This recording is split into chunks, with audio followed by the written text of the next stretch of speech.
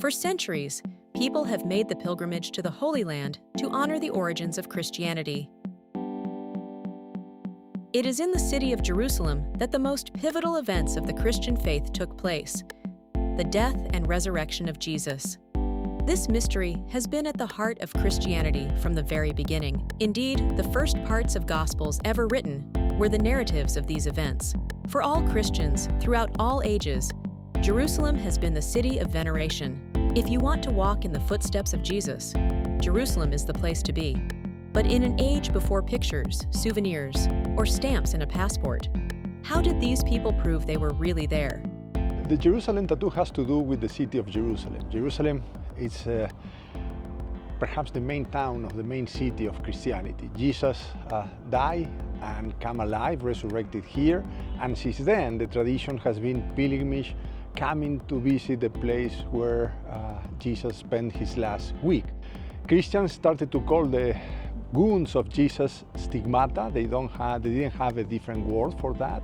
They use stigmata, which is the same word that they used for tattoos at that point in time. That was the word that was used for tattoos before the trips of Louis-Antoine de Bougainville and James Cook to the Pacific Ocean.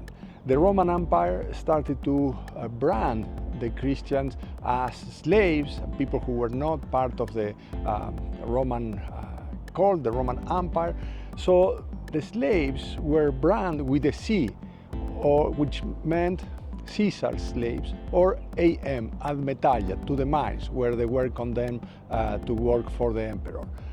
Many Christians who were not tattooed by the emperor saw the stigmata of their brothers and sisters as a sort of martyrdom. They were already suffering for Jesus. So Christians were out the tattoos, started to get the tattoos, to get these volunteer tattoos in order to represent the stigmata of Jesus.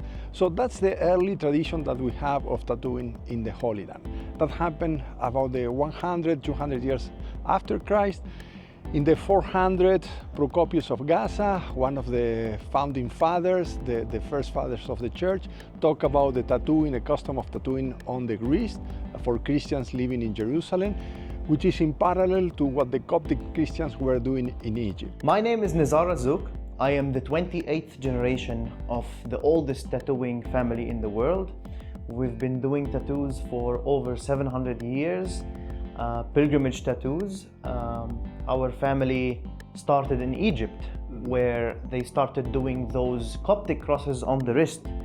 The reason why they used to do those Coptic crosses, first of all, it was part of the culture where they used to get it when they were months old, babies. And when people used to get that cross on the wrist, it used to be like a code.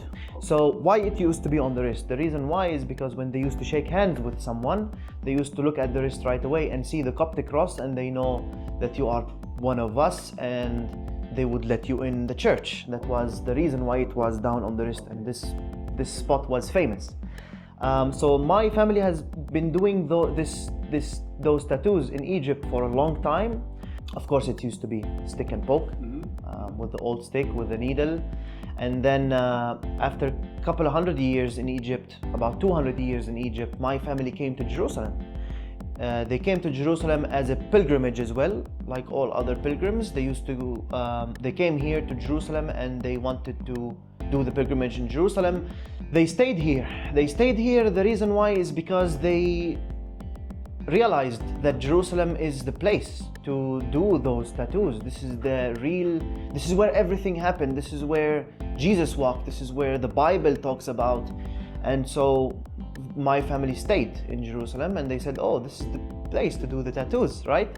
So they stayed in Jerusalem. They started doing those tattoos in Jerusalem as well. And then from there, they started to do those old stamps, and those old olive wood stamps. They were hand carved by my family as well. They used to hand carve those designs on the olive wood stamps. The reason why is because back in the days there were no printers or stencil paper to transfer the design on the skin.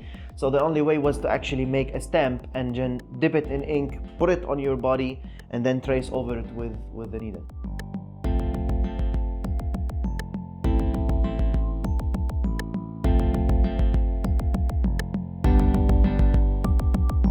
Some people just come with a random design that we are not able to do as a tattoo artist.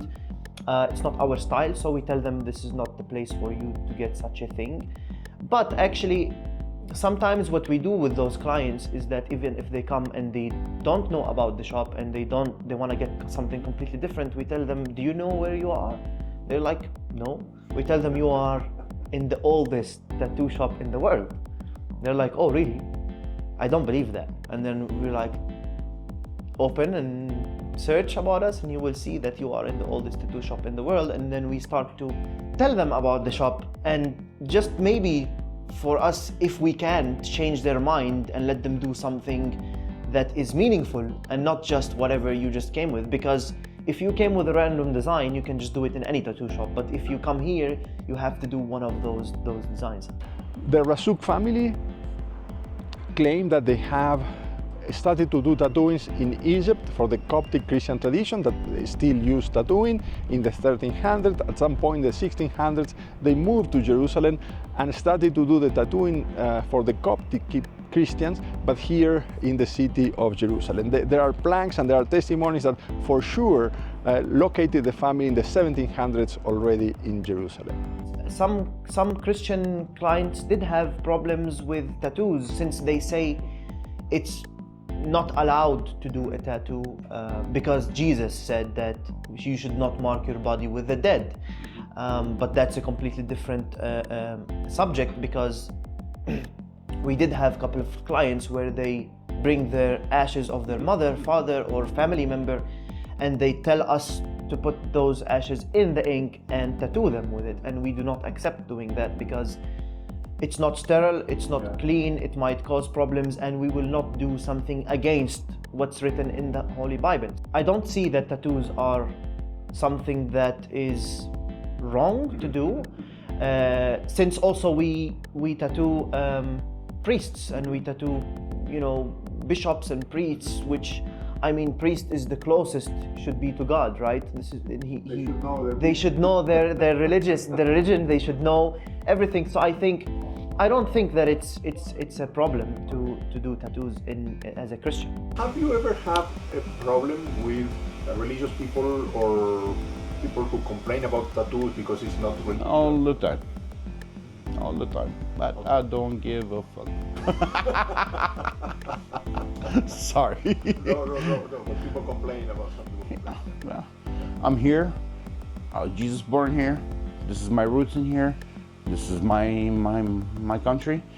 I don't care who comes and say whatever.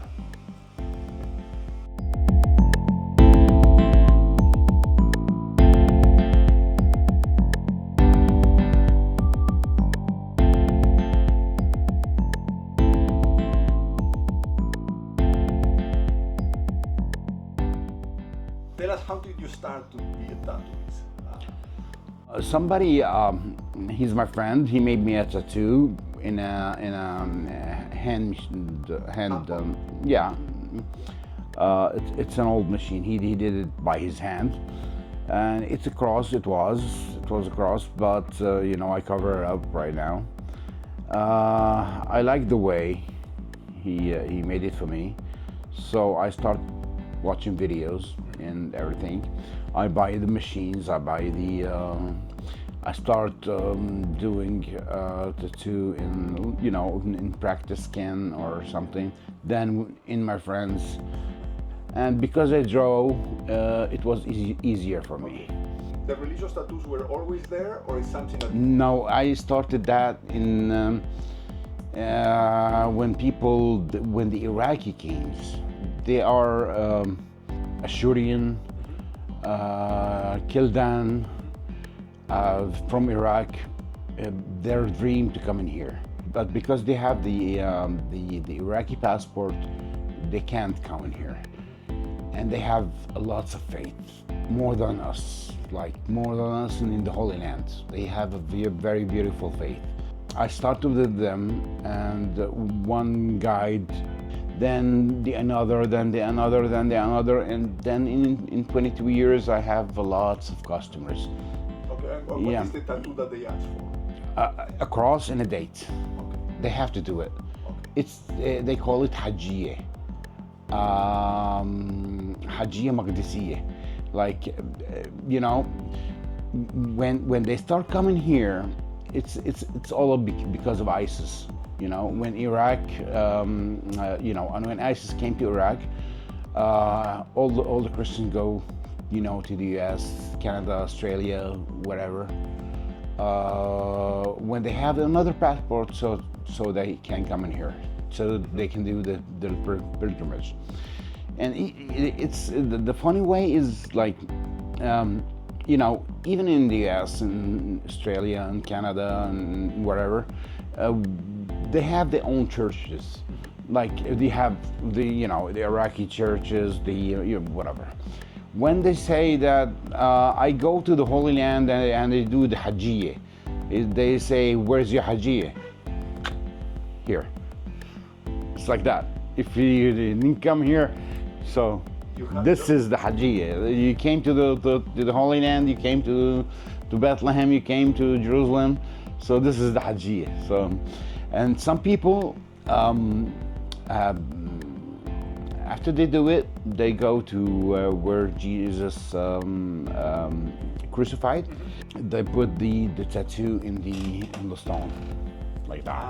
Yeah, and some priests they go and say a prayer for them.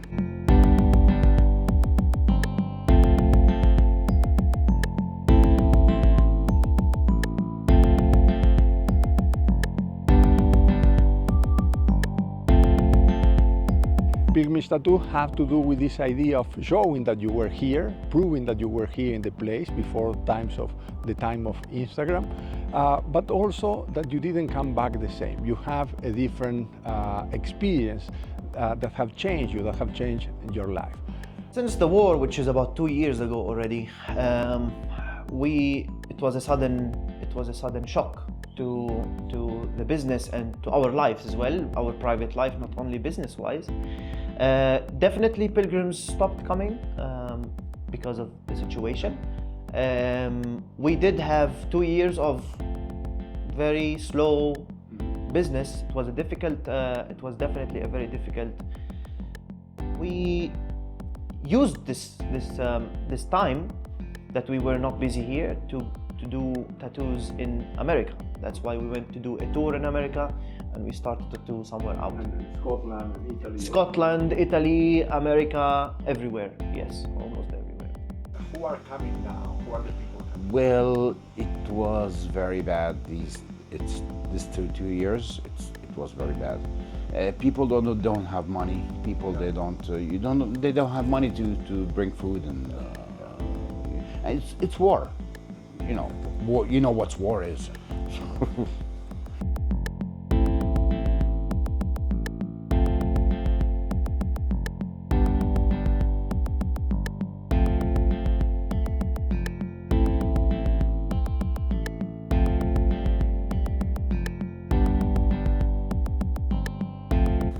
We are in the Holy Land. Our roots in here, not just my roots, your roots. Don't leave us alone. You know what? When the tourist comes in here, it's not about money. Okay, they bring money to the country. It's not about that. It's about that we feel that we have somebody with us. Yes.